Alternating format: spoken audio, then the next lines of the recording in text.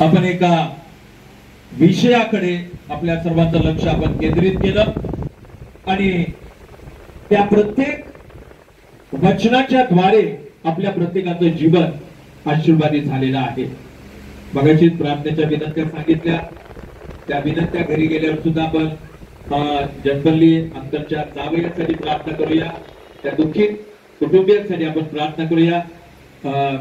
कृपया यांच्या बहिणीचा मुलगा जो आहे ऍक्सिडेंट झाला त्याच्यासाठी आपण प्रार्थना करूया, एकमेकांसाठी प्रार्थना करूया आपण, कारण प्रार्थनेमध्ये महान शक्ती आहे. Praise the Lord. प्रार्थनेमध्ये महान सामर्थ्य आहे आणि म्हणून आपल्याला एकमेकांसाठी प्रार्थना करणं, आपल्या कुटुंबासाठी प्रार्थना करणं, प्रार्थनेच्या द्वारे एकमेकांना उचलून धरणं आणि देव आपल्या प्रत्येकाच्या प्रार्थना ऐकतो आणि आपल्या प्रार्थनेची उत्तरं देतो. मात्र मनामध्ये कसल्याही प्रकारचा संशय, आपण मागच्या तीन आठवड्यामध्ये पाहिलं की अरे अल्पविश्वासी तू संशय का धरला. खरोखर आम्हाला आमच्या ख्रिस्ती जीवनामध्ये आम्ही चालत असताना कोणत्याही प्रकारचा संशय न धरता आमच्या गरजा, आमच्या इच्छा, आमचे प्रश्न आम्हाला देवापुढे मांडायचे. चला एका विषयाकडे आज मी तुम्हाला घेऊन जाणार आहे. पवित्र शास्त्रामध्ये आम्हाला असं पाहायला मिळतं की लामेक नावाचा एक व्यक्ती होऊन गेला, लामेक. आणि शास्त्रात असं म्हटलेलं आहे की लामेक हा जो आहे 182 वर्ष लामेकाचं आयुष्य पवित्र शास्त्रामध्ये 182 वर्षाचा तो होता. आणि 182 वर्षाचा असताना पवित्र शास्त्रात केले की त्याला नोहा नावाचा एक मुलगा झाला, नोहा. आणि देवाच्या वचनामध्ये आम्हाला असं पाहायला मिळतं की या मुलाचं नाव ज्या वेळेला 182 वर्षाचा तो असताना देवाने त्याला मुलगा दिला आणि शास्त्र असं सांगतं की त्याने त्या मुलाचं नाव नोहा असं ठेवलं. आता आपण प्रत्येक जण आई वडील आपल्या लेकरांची नावं ठेवतो आणि खरोखर प्रत्येक नावामध्ये अर्थ असतो आणि तो अर्थ आपल्याला त्या अर्थाचा आपण विचार करतो आणि मग आपण पालकांना सांगतो की आमच्या मुलाचं नाव असं असं ठेवायचं आहे. आता रोहननी काही वर्षापूर्वी खरं पालखीत बाई होती आणि त्याने ठरवलं की असं असं नाव ठेवायचं आहे, वैभव. वैभव म्हणजे काय, वैभवचा अर्थ काय होतो याचा आपल्याला विचार करणं, विचारात असणं हे अत्यंत गरजेचं. आपल्या प्रत्येकाच्या नावामध्ये अर्थ आहे. आता इथे या लामेकाने आपल्या मुलाचं नाव नोहा असं ठेवलं. मग नोहा म्हणजे काय तर नोहाच्या जन्माच्या द्वारे जगामध्ये एक पापाची प्रखरतेने जाणीव होत होती आणि शाप पृथ्वीवर होता. आणि या लामेकाला असं वाटलं की माझ्या मुलाचं नाव जर नोहा ठेवलं तर नोहा या शब्दाचा अर्थ की सगळी शापाची तीव्रता जाऊन एक शांतीचं वातावरण, एक समाधानाचं वातावरण निर्माण होईल आणि म्हणून त्याने आपल्या मुलाचं नाव नोहा असं ठेवलं. बंधूंनो आणि बहिणींनो, खरोखर बऱ्याचदा आपल्या ख्रिस्ती जीवनामध्ये आपण नावाप्रमाणे वागत नाही. आता सिरियल मध्ये किंवा थिएटर मध्ये आपण बघितलं असेल की जास्तीत जास्त आपल्या लोकांची नावं दिली जातात तिथे आणि ती नावं दिल्यावर तो व्यक्ती कुठं असतो, दारूच्या गुत्त्यावर. आणि त्याचं नाव मग डॅनियल, अब्राम, इसाक आणि मग त्याला तिथं दाखवतात दारूच्या गुत्त्यावर. आणि तशी परिस्थिती आहे आज या जगामध्ये. तुम्ही आणि मी चालत असताना आमचं नाव काय आहे आणि आमच्या नावाचा अर्थ काय आहे आणि खरोखर आम्ही देवाच्या वचनानुसार आमचं जीवन आशीर्वादित होत आहे का हे आम्हाला प्रत्येकाला पडताळून पाहणं गरजेचं आहे. आणि म्हणून आम्हाला नावाप्रमाणे आम्हाला आमचं जीवन जगणं गरजेचं आहे. मग या नोहाच्या परिस्थितीकडे, नोहाच्या जीवनाकडे जर आपण पाहिलं तर नोहा हा त्याच्या नावाप्रमाणे त्यावेळेला जगामध्ये तो राहिलेला. एक वचन आपण वाचणार आहोत, उत्पत्तीचं पुस्तक याचा 6वा अध्याय. नोहा हा नावाप्रमाणे वागणारा होता. एक वाचत असताना दुसरा शांत राहील. ज्यांना मिळेल उत्पत्तीचं पुस्तक 6वा अध्याय आणि 9वं वचन. नोहाची वंशावळी देवाचं वचन सांगतं नोहा हा आपल्या काळच्या लोकांमध्ये नीतिमान व सात्विक मनुष्य होता. नोहा देवाबरोबर चालला.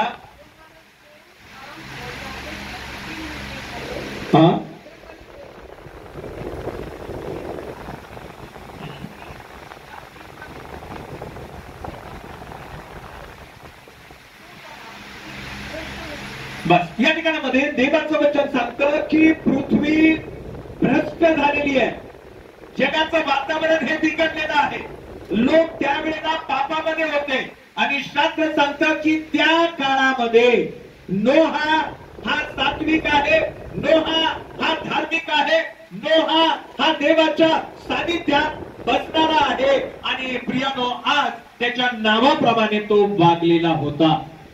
म्हणून आज आम्ही या ख्रिस्ती जीवनामध्ये चालत असताना माझं नाव विश्वास आहे आणि मग या विश्वास नावाच्या अर्थाप्रमाणे माझं जीवन आहे का, किंवा तुमचं नाव काही पण असेल त्या नावाप्रमाणे तुम्ही ख्रिस्ती जीवनामध्ये चालत आहात का, आचरण करीत आहात का, हे आम्हाला पडताळून पाहणं फार गरजेचं आहे. इथे पवित्र शास्त्रात आम्ही असं पाहिलं की नोहावर देवाची कृपा होती. त्या काळात नोहा हा सात्विक होता. त्या काळात जगामध्ये दुष्टाई वाढली होती. लोक भ्रष्टाचार करत होते, भ्रष्ट बुद्धीने ते वागत होते. परंतु शास्त्र सांगतं की नोहावर देवाची कृपा दृष्टी होती. तीच कृपा दृष्टी बंधू आणि बहिणीनो आज आपल्या कुटुंबावर आहे का? तीच कृपा आज आपल्या घरामध्ये आहे का? तीच कृपा आज आपल्या जीवनामध्ये आहे का? ते आम्हाला प्रत्येकाला पडताळणं गरजेचं आहे. शास्त्र सांगतं की नोहा त्या दुष्टतेच्या जगामध्ये आणि दुष्टतेच्या वातावरणामध्ये काम करणारा व्यक्ती होता. आणि विशेष प्रकारे नोहाच्या जीवनामध्ये कोणत्या प्रकारचा गुण होता किंवा नोहाच्या नोहामध्ये कोणता स्वभाव होता आणि तो नोहाचा स्वभाव आपल्या जीवनामध्ये असणं हे अत्यंत गरजेचं. आणखी एक वचन आपण वाचूया. 6वा अध्याय आणि याचं 14व आणि 15व वचन.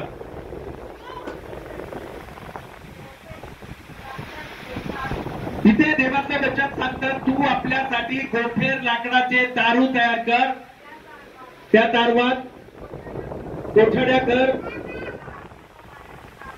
व त्याला आतून व बाहेरून डांबर लाव.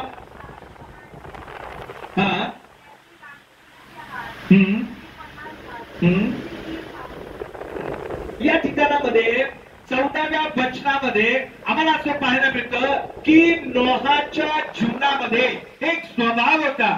स्वभाव त्याचा काय होता तर त्याचा स्वभाव देवाचा आवाज ऐकण्याचा स्वभाव, देवाची वाणी ऐकण्याचा स्वभाव त्याच्या जीवनामध्ये होता. पवित्र शास्त्र सांगतं की नोहाला परमेश्वराने सांगितलं की तू आपल्यासाठी गोफेर लाकडाचे दारू कर.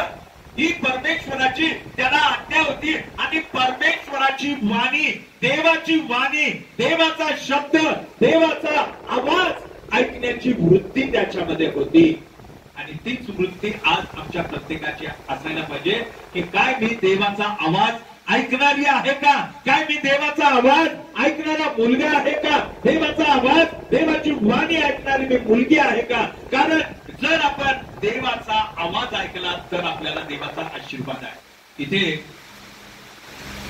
परमेश्वराने नोहाला सांगितलं की तू आपल्यासाठी गोफेर लाकडाचं दारू तयार कर. मग आता इथे शास्त्रात आम्हाला असं नाही पाहायला मिळत की नोहा उलट सुलट देवाला बोलला की काय परमेश्वर देवा तुला काय समजतं का नाही, काहीतरी पावसाचं वातावरण आहे का, आणि मी असं एवढे मी ते लाकडाचं तारू तयार करायला लागलो तर माझ्या कुटुंबाचे लोक मला मदत करतील का, किंवा एवढं मोठं तारू कसं काय करायचं, पावसाचं काय वातावरण नाहीये देवा, तू मला असं का सांगितलं, असं तो बोलला नाही. फक्त त्याने लक्षात ठेवला की हा देवाचा आवाज आहे, हा परमेश्वराचा आवाज आहे आणि परमेश्वराचा आवाज ऐकणं आणि ऐकलेला जो आवाज आहे त्याच्यावर प्रतिक्रिया करणं हे त्याच्या जीवनामध्ये होतं. आणि शास्त्र सांगतं की त्याने परमेश्वराचा आवाज ऐकला आणि परमेश्वराने त्याला सांगितलं की नोहा, तू गोफेर लाकडाचं दारू कर. तो उलट सुलट बोलला नाही, उलट सुलट प्रश्न त्याने काढले नाही. फक्त त्याने देवाचा आवाज ऐकला, फक्त त्याने देवाचा शब्द ऐकला आणि त्याने ते काम केलेलं आहे. जर आपण अब्रामाच्या जीवनाकडे जर पाहिलं तर अब्रामाला सुद्धा परमेश्वराने अशा काही गोष्टी सांगितलेल्या होत्या. वाचूया आपण उत्पत्तीचं पुस्तक याचा 12वा अध्याय, पहिलं वचन कोणीतरी वाचा. परमेश्वराने अब्रामाला सांगितले, तू आपला देश, आपले नातेवाईक व आपल्या बापाचे घर सोडून मी दाखवीन त्या देशात जा. Praise the Lord. इथे देवाचं वचन सांगतं की परमेश्वराने अब्रामाला सांगितलं की हे अब्रामा, तुला तुझं जे घर आहे, तुला तुझा जो देश आहे, तुझ्या बापाचं घर आहे, हे सोडून मी तुला दाखवीन त्या देशामध्ये तुला जायचं आहे. बघा, आता परमेश्वराने अब्रामाला सांगितलं की तू तुझ्या बापाचं घर सोडून मी तुला दाखवत तिथे जा.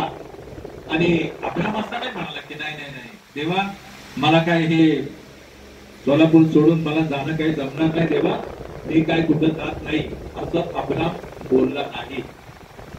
त्याने फक्त परमेश्वराचा आवाज ऐकला. परमेश्वराची वाणी आहे. देवाचं वचन सांगतं, परमेश्वराने अब्रामाला सांगितले, तू आपला देश, आपले नातेवाईक आणि आपल्या बापाचं घर सोडून मी तुला दाखवीन तिकडे जायचं आहे. ही परमेश्वराची वाणी आहे, हा परमेश्वराचा आवाज आहे. 4थं वचन आपण वाचूया त्याच अध्यायाचं.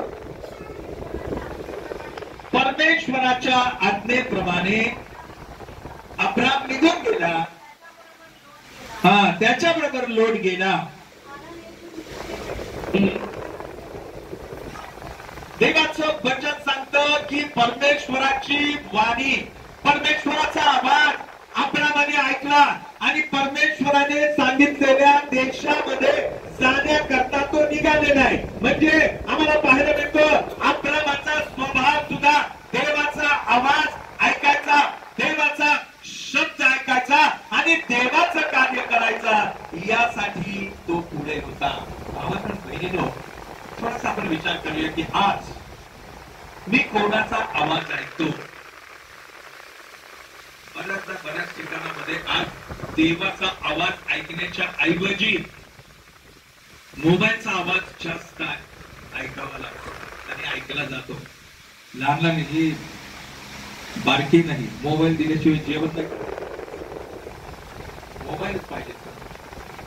कलिसेकडे असला तरी रडून ती मागते, कलिसेच्या हातातला ओढून घेऊन तिला द्यावं लागतं, मग ती शांत बसते. सध्याची पिढी अशी आहे, देवाचा आवाज ऐकण्याच्या ऐवजी मोबाईलचा आवाज जास्त ऐकायला जातो. आणि म्हणून आज आम्हाला या मोबाईलकडे दुर्लक्ष करून परमेश्वराची वाणी काय आहे, देवाचा शब्द काय आहे, देव मला कोणत्या गोष्टीतून मार्गदर्शन करतो, देव मला कशा पद्धतीने चालवतो, याकडे प्रिय बंधू आणि बहिणींनो आपल्या प्रत्येकाचं लक्ष केंद्रित करणं हे अत्यंत गरजेचं आहे. 1999 सालामध्ये मी दौंड सोडून परमेश्वराचा आवाज ऐकून सोलापूर शहरामध्ये आलो आणि या वर्षामध्ये 26 वर्ष आम्हाला परमेश्वराच्या सेवेत जिवंत ठेवला. 26 वर्ष या 2025 मध्ये. तसं 1992-93 सालामध्ये सुद्धा आम्ही लिंबेवाडी भागामध्ये राहण्याकरता होतो. 92-93-94 या सालामध्ये. आणि प्रभूने आमचा तिथे सुद्धा आमच्या दोघांचा उपयोग त्या लिंबेवाडी शटलमेंट भागामध्ये देवाने आमचा उपयोग करून घेतला.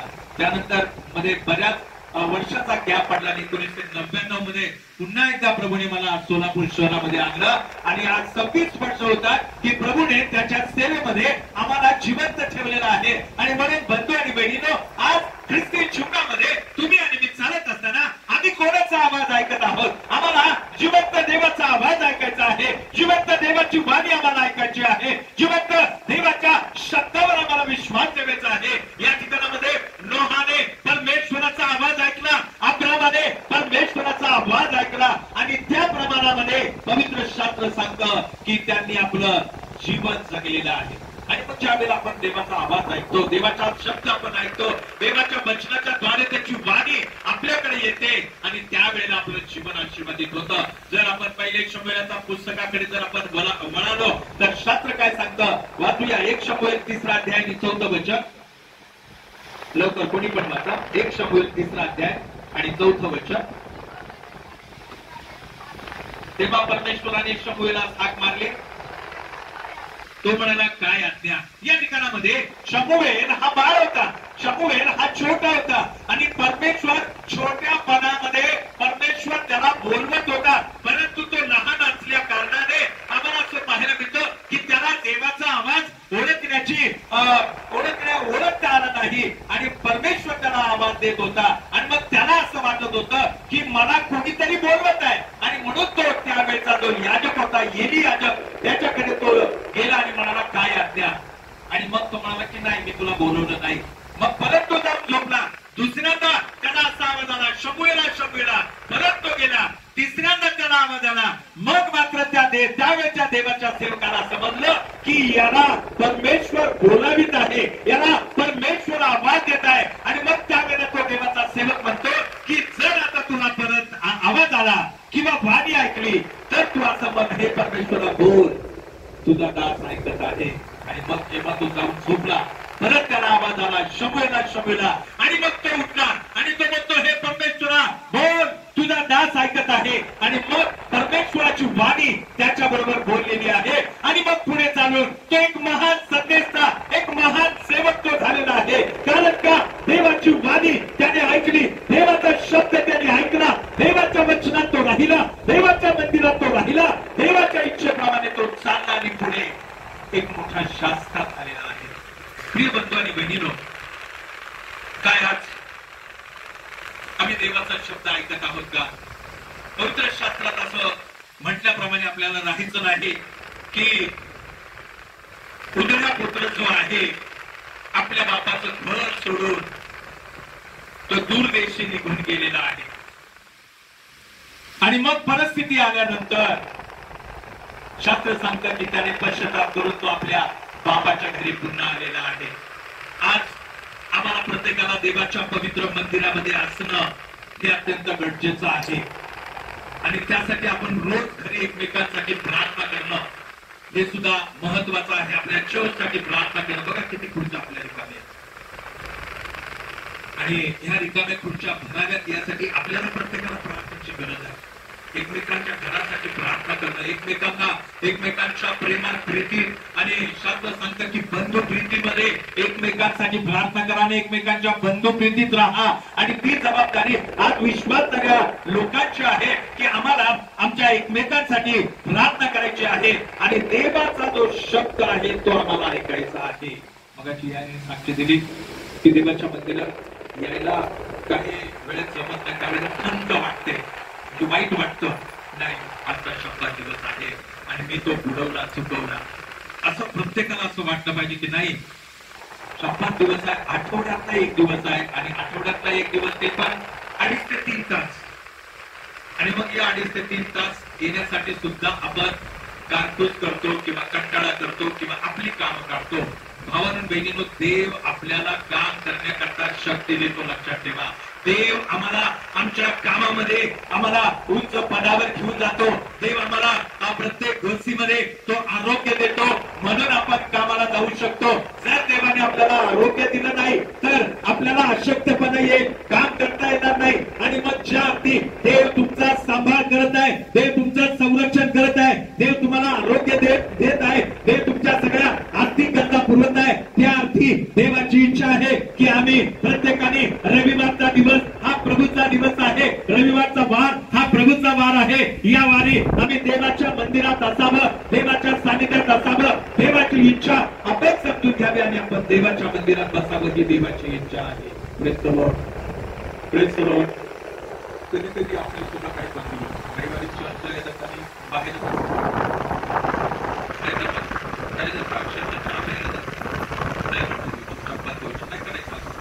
काय असेल, चहा पाणी नाश्ता घरी सगळं करून यायचं आणि मग इथं देवाच्या मंदिरामध्ये एकदा बसलं की आपण उठायचं नाही, कारण इथे त्याने आम्हाला आशीर्वाद देण्याचं ठरवलं आहे आणि म्हणून आम्हाला देवाच्या मंदिरात बसणं गरजेचं आहे.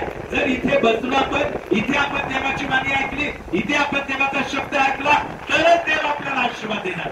नाहीतर आम्हाला देवाचे आशीर्वाद मिळू शकणार नाही, आमच्या गरजा पुरवल्या जाऊ शकत नाही. आणि म्हणून आज प्रिय बंधू आणि बहिणीनो, आम्हाला प्रत्येकाला देवाचा आवाज ऐकायची आहे आणि देवाचा आवाज ऐकण्यासाठी तो आम्हाला वारंवार या ठिकाणामध्ये एकत्रित करतो. योहान पुरुषोत्तमान 15वा अध्याय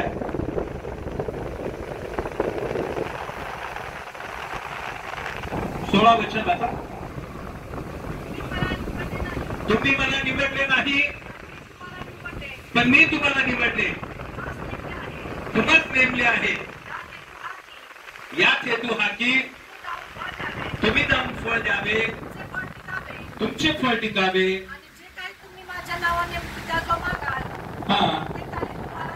हा पाहिजे एक शब्द आहे, आणि माझ्याकडे बाकी तुम्ही मला निवडले नाही, तर मी तुम्हाला निवडले व तुम्हाला नेमले आहे. ऐका पुढचं, यात हेतू हा की बस तुम्ही जाऊन फळ द्यावे. बघा दिलं पुढे, तुम्ही जाऊन फळ द्यावे. देवाचे सेवक आम्हाला सांगतात की आम्ही ते फळ दिले पाहिजे. हे फक्त एक दिवस नाही करायचं, ते फळ देण्याचं काम आम्हाला ही आज्ञा आहे, देवाच्या सेवकाने दिलेली आज्ञा आहे. पण ते आपण आपल्या जवळच ठेवतो. नाही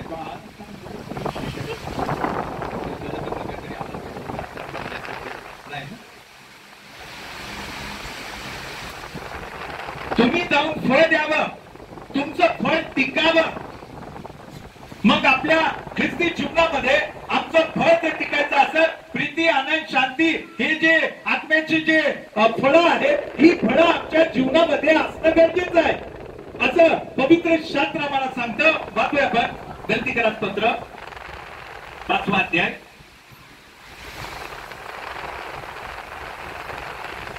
22 आणि 23.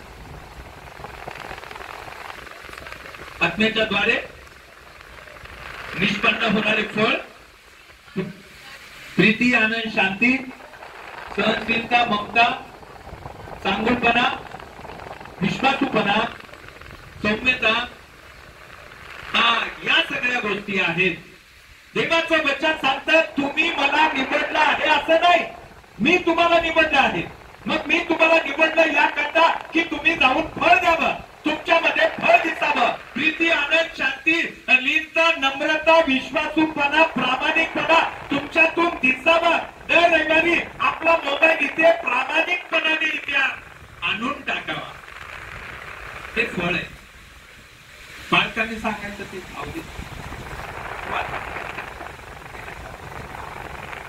चावीची भावली, मग त्या भावलीला चावी दिली, सोडलं किती टाळ्या.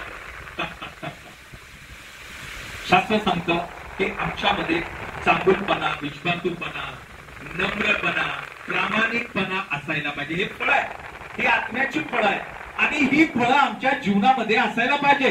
एकमेकांवर प्रेम करणं, एकमेकांवर प्रीती करणं हा महत्वाचा गुण आहे. शास्त्र सांगतं की तुमच्याकडे सगळ्या गोष्टी असतील, पण जर तुमच्या ठाई प्रीती नसेल तर तुम्ही वाजणारी थाळी आणि झंझणारी झाड. आणि म्हणून आमच्यामध्ये ख्रिस्ताचं प्रेम, ख्रिस्ताची प्रीती, एकमेकांना समजून घेणारं जीवन, एकमेकांना क्षमा मागणारं जीवन, एकमेकांना क्षमा करणारं जीवन, ही आत्म्याची फळं आहे. आणि ही फळं जर मी विश्वासणारी आहे, जर मी विश्वासणार आहे, तर ते माझ्या जीवनामध्ये असणं गरजेचं आहे. आणि म्हणून प्रिय चर्च, या ठिकाणामध्ये आम्ही असं पाहिलेलं आहे की नोहाने परमेश्वराने त्याला जे सांगितलं ते केलेलं आहे. शास्त्र सांगतं की अब्रामाने परमेश्वराची वाणी ऐकलेली आहे. शमूएलच्या पुस्तकामध्ये शमूएलाने देवाची वाणी ऐकलेली आहे. आज आमचं चरित्र काय आहे किंवा आमचं जीवन काय आहे? काय आज आम्ही त्याची वाणी ऐकत आहात का? काय आता मी त्याच्या शब्दाकडे लक्ष देत आहात का? काय आम्ही देवाचं वचन ऐकून, देवाचं वचन वाचून आणि त्याप्रमाणे वागण्याचा, त्याप्रमाणे राहण्याचा, त्याप्रमाणे प्रेम, प्रीती, ऐक्य आणि सहनशीलता, लीनता, नम्रता आमच्या जीवनामध्ये ठेवून त्याप्रमाणे वागण्याचा आम्ही प्रयत्न करीत आहोत का? पवित्र शास्त्रात लिहिल्याप्रमाणे आम्हाला खरोखर जर कशाची कमी पडू नये असं जर वाटत असेल, त्याबरोबर मार्केटमध्ये गेलो सकाळी, एक भाजी विकणारा माझ्या गाडीवरचं वचन सकाळी वाचत होता. तो म्हणाला की परमेश्वर माझा मेंढपाळ आहे, मला काही उणे पडणार नाही. तो म्हणतो वाव, किती भारी होते हिंदू व्यक्ती. परमेश्वर माझा मेंढपाळ आहे आणि मला काही उणे पडणार नाही.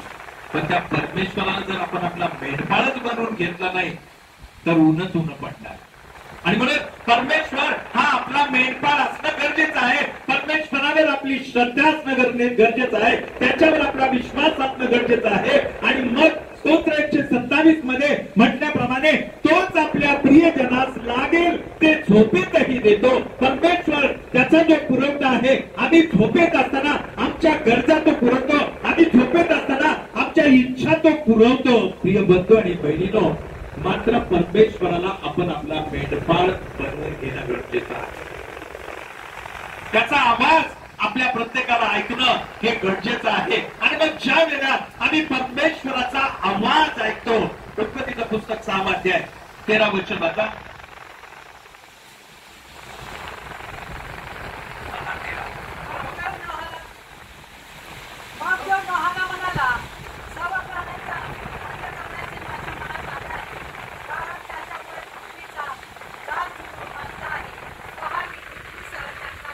या ठिकाणामध्ये आम्हाला परमेश्वर एक जबाबदारी देत असतो.